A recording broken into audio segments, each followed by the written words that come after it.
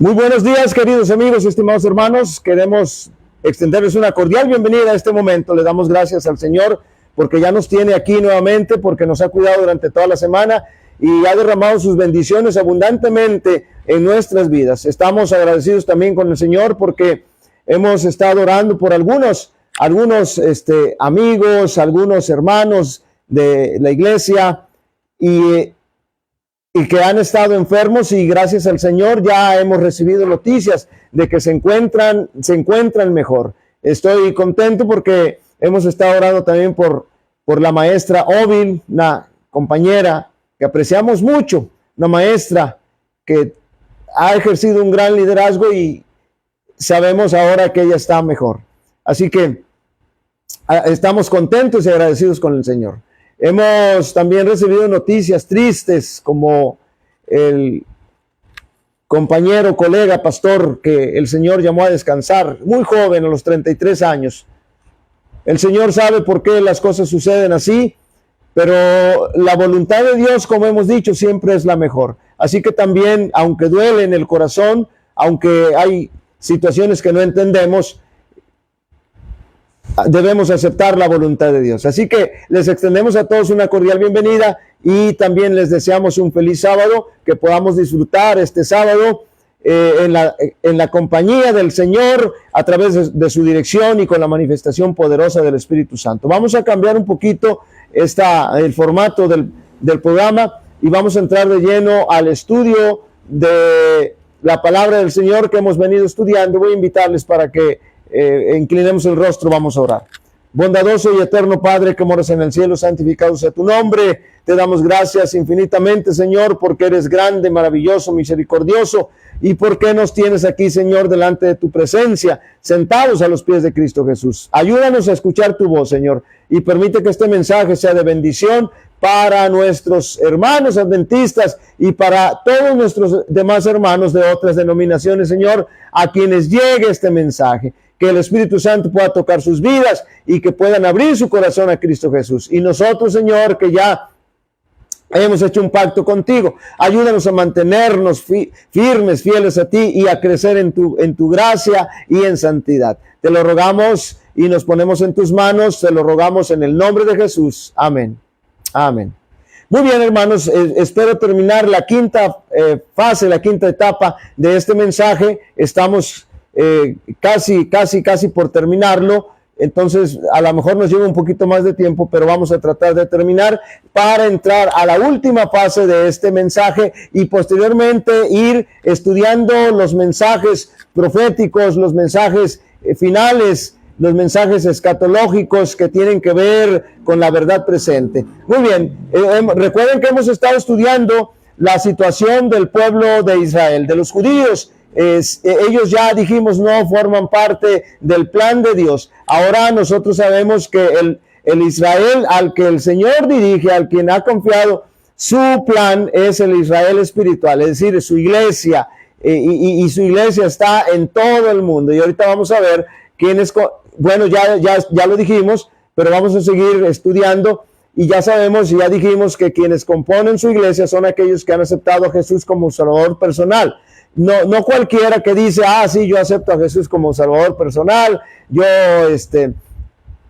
le he abierto el corazón a Jesús, no es realmente, es decir, no precisamente eso es verdad, sino si manifiesta su vida que realmente vive de acuerdo a la palabra del Señor. Entonces, ahora sí nosotros podemos entender que efectivamente ha aceptado a Jesús y que el Señor lo está dirigiendo y que forma parte del Israel espiritual, del remanente de Dios. Muy bien, hemos estudiado algunos versículos, algunos mensajes de la Biblia que nos dicen quién es el Israel espiritual. Y bueno, vamos a seguir estudiando Efesios. Vamos a ver Efesios capítulo 2, versos 11 al 22. Por favor, si tiene su Biblia ahí, ábrala. Si no la tiene, búsquela, porque es importante que usted vaya viendo lo que el Señor dice en su palabra. Efesios capítulo 2, versos 11 al 22. Aquí la Biblia es muy clara respecto a los judíos y a los gentiles.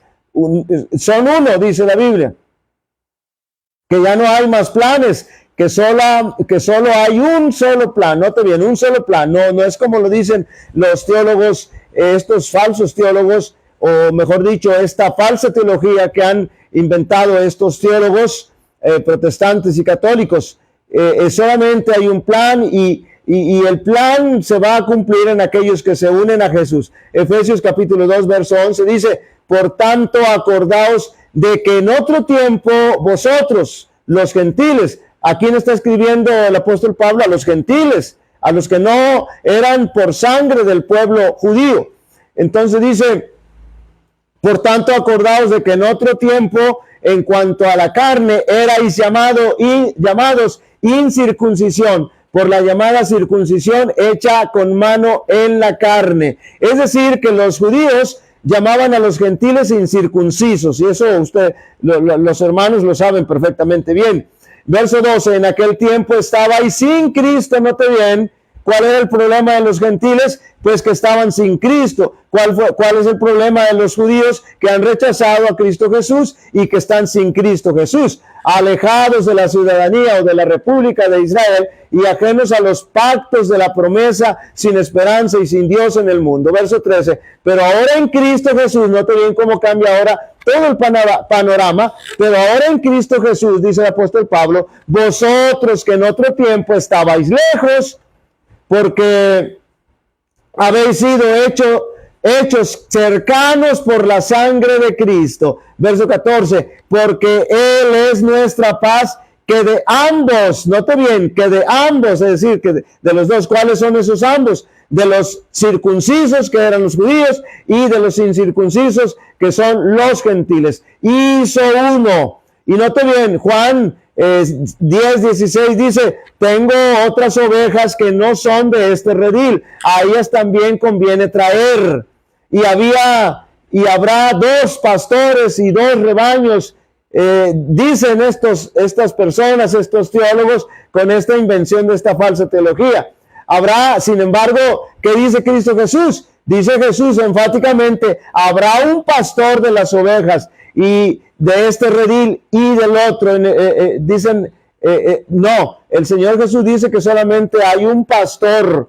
En el Antiguo Testamento había 2 rediles, pero ahora solo hay uno. Cuando nosotros vamos al Antiguo Testamento, por parte del mismo Jesús, encontramos que solamente hay un pastor, y que el pastor es Cristo Jesús, el buen pastor, el pastor que da su vida por sus ovejas, el pastor que habla y que las ovejas conocen su voz. Pero ¿qué es lo que pasa? Que esta gente interpreta la Biblia así. Ellos pasan por alto el Nuevo Testamento. Ellos saltan de las profecías del Antiguo Testamento a la crisis final y pasan por alto el Nuevo Testamento. Cuando hacen eso, entonces dicen: los 2 pueblos allá son también 2 pueblos acá. Pero si ignoramos el Nuevo Testamento, estamos botando las llaves que abre el significado de las profecías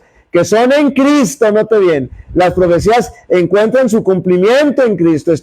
Si estamos en Cristo, las profecías se van a cumplir con nosotros. Con los judíos no, porque ellos ya rechazaron a Jesús. Ahora, repito, esto ya lo dije, pero porque no queremos que suene que nosotros somos antisemitas. No, cualquier judío, como persona judía, si acepta a Jesús, si recibe a Jesús, entonces en él también se van a cumplir las promesas y él también alcanzará la vida eterna. Verso 14, porque Él es nuestra paz, que de 2 pueblos hizo uno, derribando la pared intermedia de separación. ¿Quién hizo la pared de separación?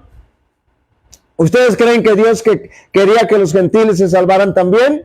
Claro que sí. ¿Para qué Dios llamó a la nación judía? Para que prepararan, note bien, eso ya lo dijimos casi desde un principio, a todas las naciones para recibir al Mesías. Pero ellos pusieron una pared de separación. Y escuchen bien, noten bien, los que fueron llamados para preparar al pueblo, pusieron una pared de separación. Entonces, note bien, escuche bien, los que tienen el método dispensacionalista de interpretar conservan la pared cuando dicen claramente que la pared, o cuando dice la Biblia claramente que la pared fue derribada.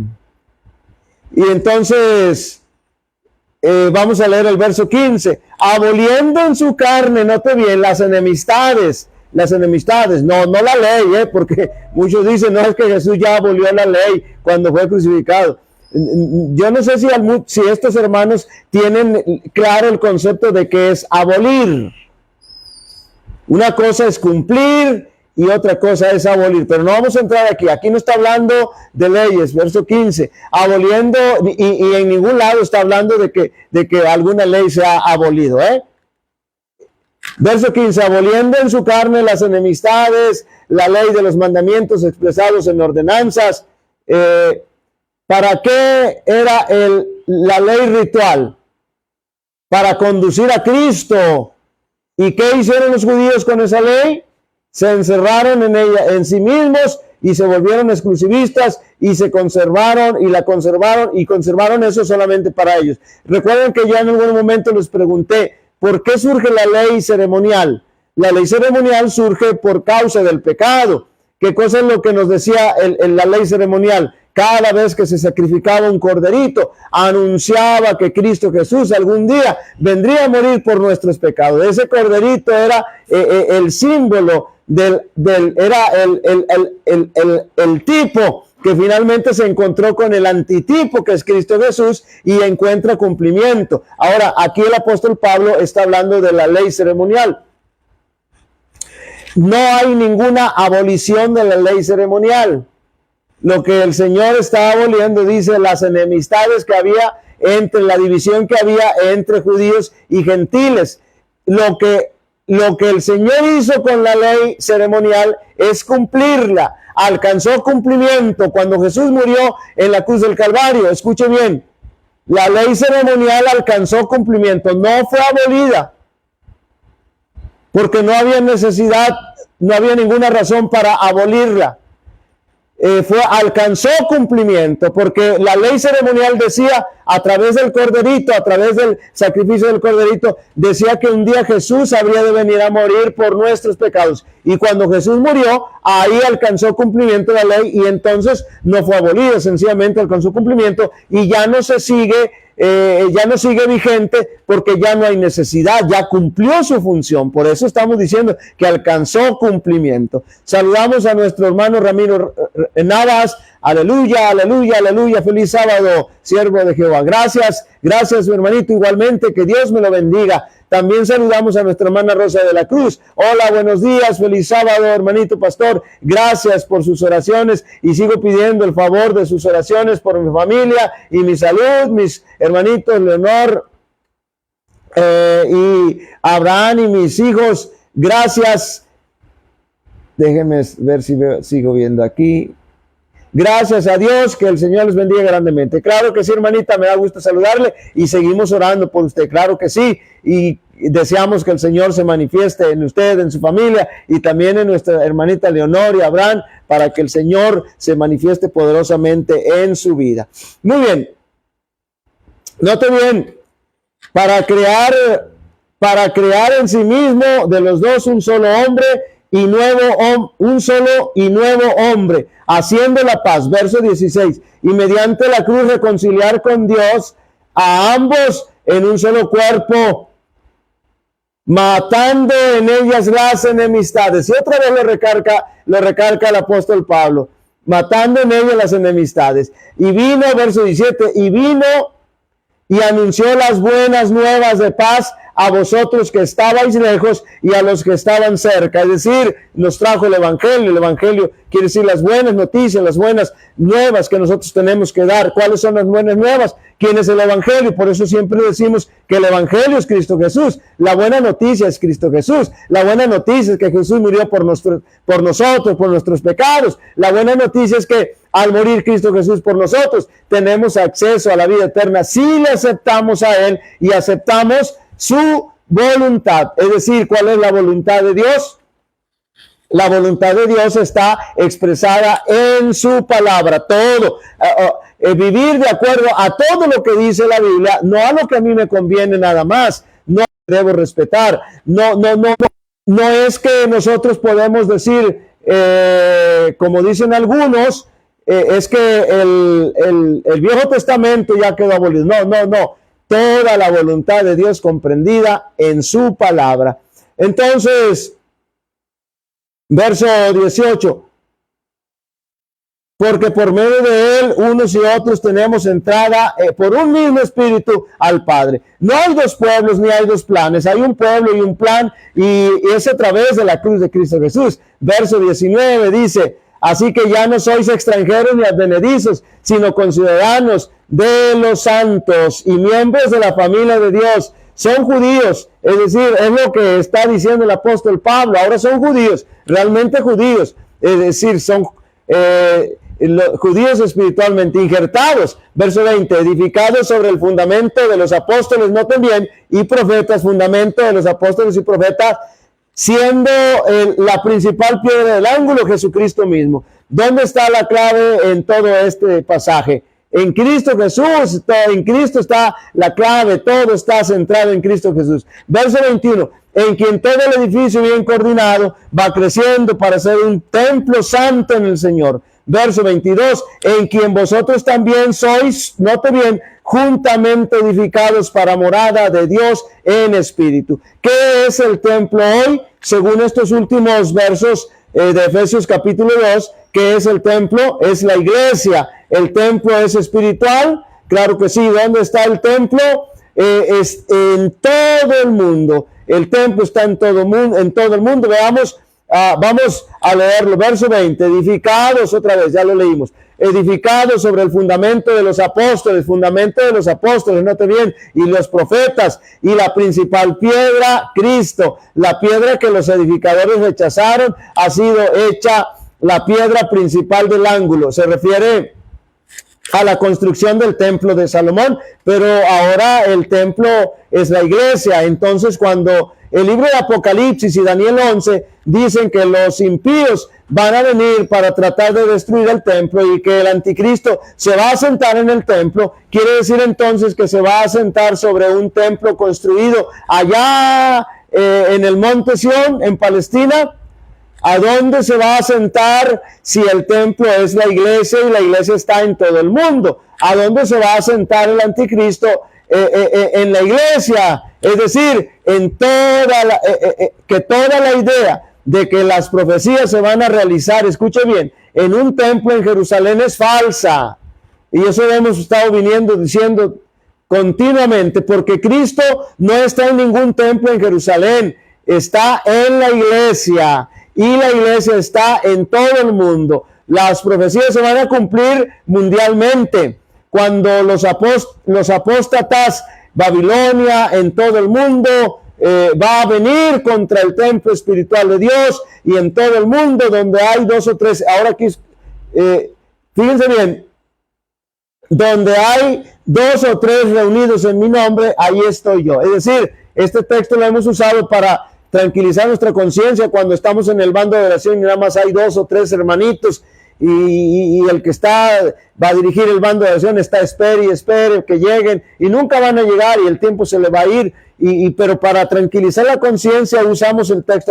Es que el Señor dice en su palabra que donde están dos o tres congregados en mi nombre, ahí estoy yo en medio de ellos. Es cierto que el Señor está ahí, pero no en ese contexto. Lo que está diciendo el Señor en su palabra es que donde quiera que nosotros estemos, haya dos o tres, allí se establece un templo, allí se establece la presencia de Dios, allí se manifiesta el Señor en su palabra. Por lo tanto, no desvirtuemos lo que el Señor está diciendo. Noten bien, entonces decíamos, cuando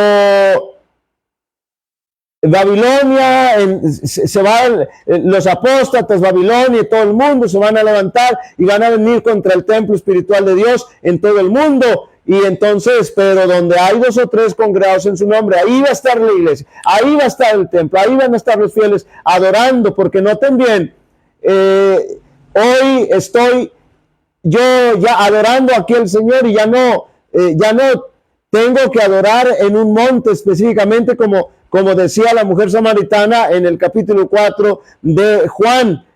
ahora nosotros vamos a adorar al Señor en espíritu y en verdad, donde estemos, donde imploremos e invoquemos su presencia. Ahí está el templo. Tiene repercusiones profundas esto en la interpretación profética. Verso 21. En quien todo el edificio, es decir, en Cristo, bien coordinado, va creciendo para ser un templo santo en el Señor. ¿Qué es el templo? Entonces, el templo es la iglesia. ¿Y dónde está la iglesia? En todo el mundo. Entonces, el templo es mundial. Saludamos a nuestra hermanita Ceci Onofre. Feliz sábado, bendiciones, pastor. Gracias por las oraciones. Seguir orando por mi familia, en especial por mi mamá y mi hija Merari. Amén, amén. Saludos. Claro que sí, hermanita. Seguimos orando y me da gusto siempre saludarle y mantenerla siempre en las manos del Señor, pidiendo al Señor por usted. Nuestra profeta Janet Cano dice: feliz sábado, queridos hermanitos. Gracias a Dios por este santo día y por darnos la oportunidad de escuchar su palabra. Dios bendiga a su pueblo. Gracias por sus oraciones. Claro que sí, es una bendición este día santo, apartarnos, reposar y sobre todo escuchar la palabra del Señor. Que Dios me la bendiga, profita, y que el Señor siga con ustedes. Y seguimos en oración también por cada uno de ustedes. Ahora, hermanos, Primera de Pedro 2 es escrito a los gentiles. La Primera de Pedro 2:4. Acercándoos a él, piedra viva. ¿De quién está hablando? ¿Hay alguna conexión con Efesios 2? Claro que sí. ¿Quién era la piedra principal? ¿Quién era la piedra principal? Voy a repetir el versículo. Acercándoos a él, piedra viva. ¿Quién era la piedra principal del ángulo? Dijimos que tiene relación. Primera de Pedro capítulo 2 verso 4 tiene relación con lo que hemos estado estudiando en Efesios capítulo 2, porque está haciendo mención de Cristo, quien era la piedra principal del ángulo en Efesios 2, es decir, Cristo Jesús. Noten bien cómo el apóstol Pedro y el apóstol Pablo están bien coordinados, están bien de acuerdo en todo lo que nosotros estamos estudiando. Ahora, dice: acercándoos a él, piedra viva, desechada ciertamente por los hombres, mas para Dios escogida y preciosa. Cristo, note bien, es la piedra principal. Los apóstoles y los profetas son el fundamento. Note bien, los apóstoles y profetas el fundamento. ¿Y quiénes somos nosotros, hermanos? Fíjense, verso 5. Vosotros también, como piedras vivas, es decir, que el templo es la iglesia y las piedras son los fieles que están edificados sobre el fundamento, sobre Cristo Jesús. ¿La nación judía está edificada en Cristo? No, entonces no son el templo. Entonces las profecías no se van a cumplir en ellos, porque los enemigos van a venir contra el templo. Y como el templo judío no es donde está Cristo, note bien, esto lo decimos para bendición y para beneficio de nuestros hermanitos evangélicos, porque a ellos les han enseñado esta falsa teología. Y como el templo judío en el templo judío no está Cristo, entonces van a venir contra la iglesia que está unida con Cristo. Verso 5. Vosotros también, como piedras vivas, sed edificados como casa espiritual y sacerdocio santo, para ofrecer sacrificios espirituales aceptables a Dios por medio de Jesucristo. ¿Qué es la casa espiritual?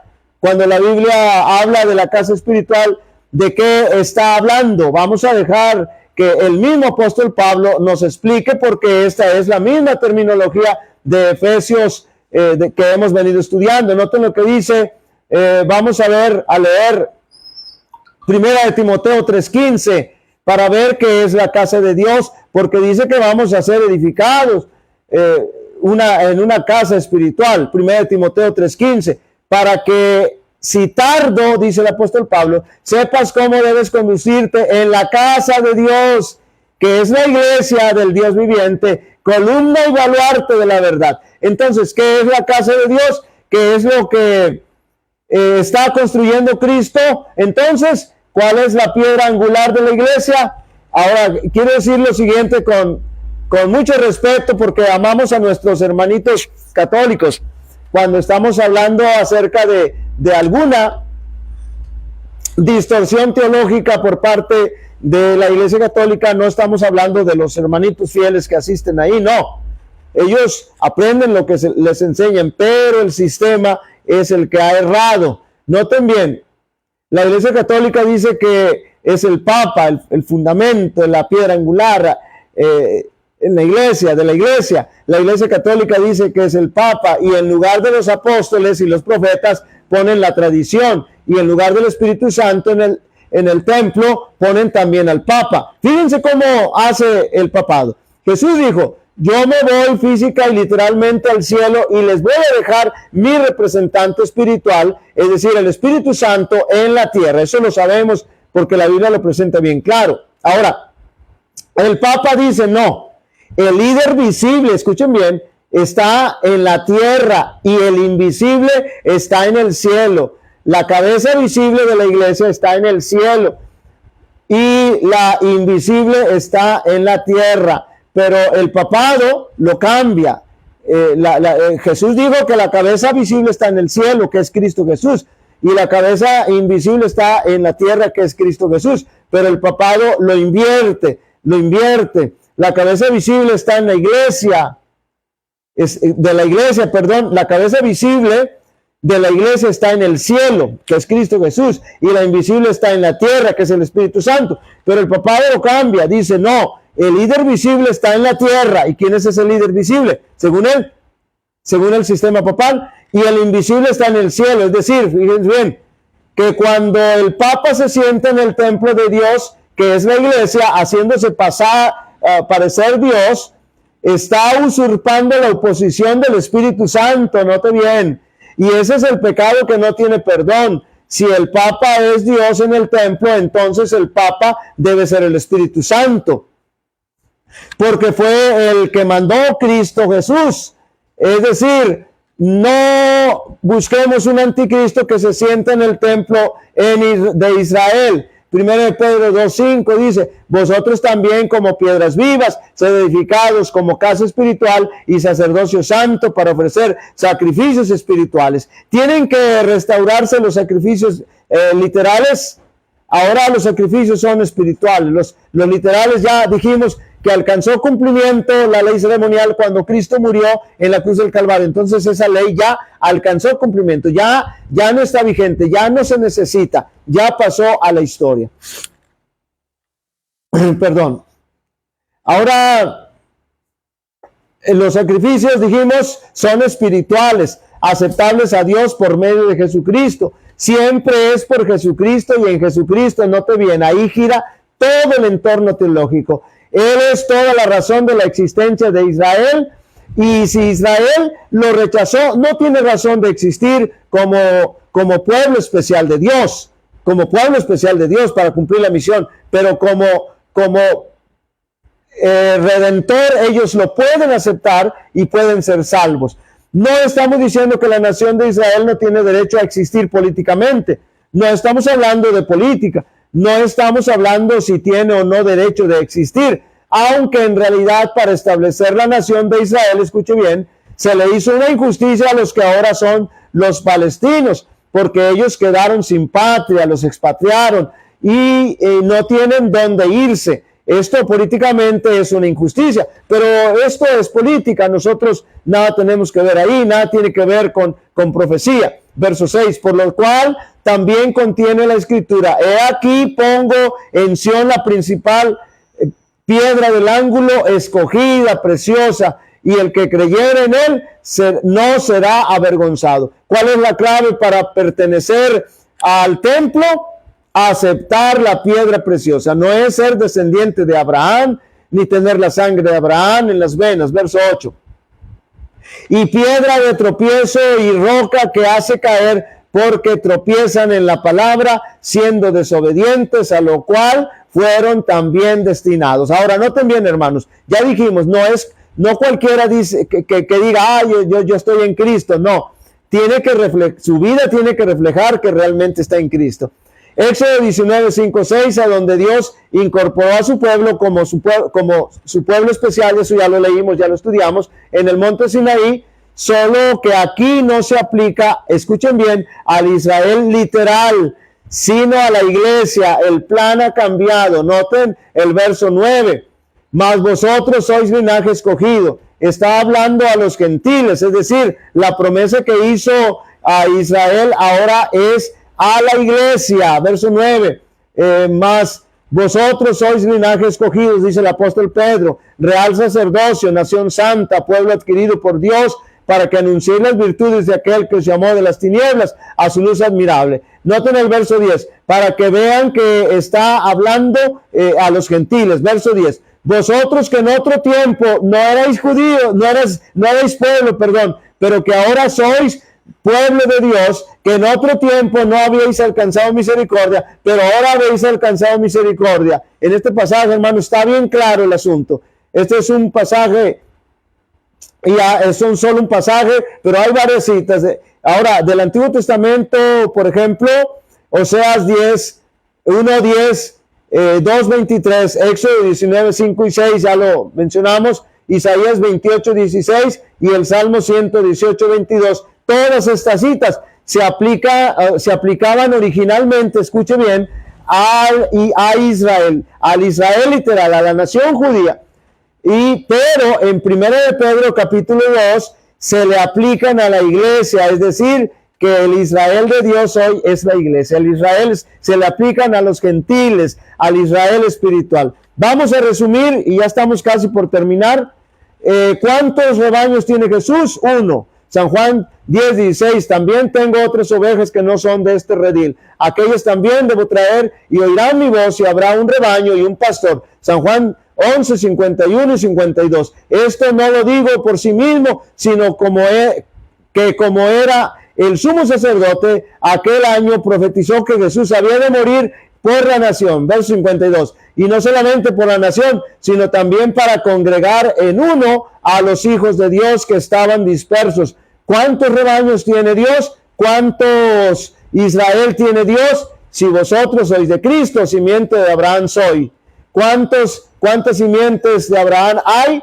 Hay solamente uno, que es Cristo Jesús. ¿Y cuántos pueblos tiene? Solamente uno. ¿Y cómo llego yo a ser de la simiente? Uniéndome a Cristo. Hay un solo Israel y no se define ni biológicamente, ni geográficamente, ni étnicamente, sino por mi relación con Dios, con Cristo Jesús. ¿Cuántos cuerpos tiene Cristo? Los que dicen que Dios tiene dos cuerpos, Israel y la iglesia, están diciendo que el Señor Jesucristo es una cabeza con dos cuerpos.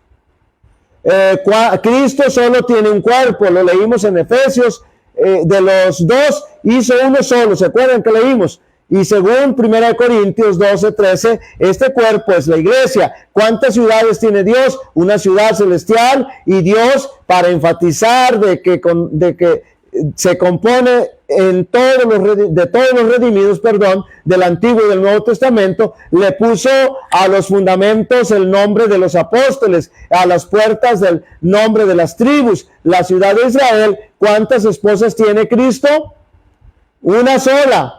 Pero los que enseñan esta teología falsa, para ellos tiene dos pueblos, tiene dos esposas, entonces ellos están haciendo a Dios polígamo espiritual. Pero la Biblia dice que Dios tiene una sola esposa. Apocalipsis 12:1 habla de la iglesia en todas las épocas y en una mujer vestida de sol como de la luna, con la luna, debajo de sus pies. Una sola mujer, una sola iglesia, vaya. Apocalipsis 19, 7 y 8 repite eso. Una sola mujer tiene Cristo. ¿Cuántos árboles representan al pueblo verdadero de Dios? En Romanos 9, ¿cuántos árboles hay? Hay uno que pasa con las ramas naturales del árbol. ¿Quiénes son las ramas naturales? Los judíos.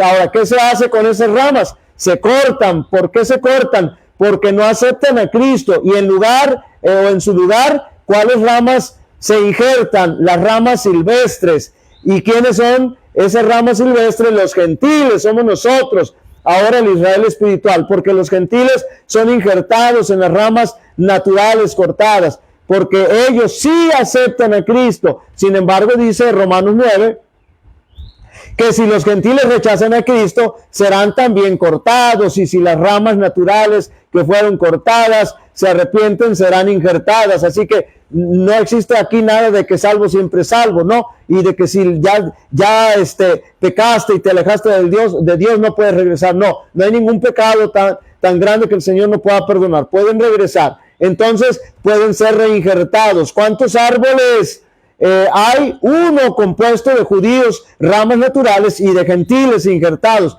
¿Cuántos templos tiene Dios? Efesios capítulo 2, versos 18 al 22 dice, y eso ya lo leímos, que hay un templo santo en el Señor. ¿Cuántos himnos cantarán los redimidos? El cántico de Moisés y del Cordero, también ya lo leímos a la luz de la Biblia. ¿Cuántos padres hay? Uno, es decir, Dios tiene un rebaño, un Israel, un cuerpo, una ciudad, una esposa, un árbol, un templo, un himno y un padre. Entonces, todo este sistema de que Israel era un pueblo y la iglesia es otro pueblo es un paréntesis falso. Y que hay un paréntesis, los 7 años que ya mencionamos también, todo eso es falso. A la luz del Nuevo Testamento, las profecías se cumplirán no con el Israel literal, sino que se cumplirán mundialmente con el Israel espiritual de Dios. Es decir, la iglesia, en la iglesia. Ahora, si nosotros somos de Cristo, somos judíos, somos verdaderos israelitas. Si no estamos unidos a Cristo, no importa de qué nación seamos, no somos judíos. ¿Qué repercusiones tiene esto?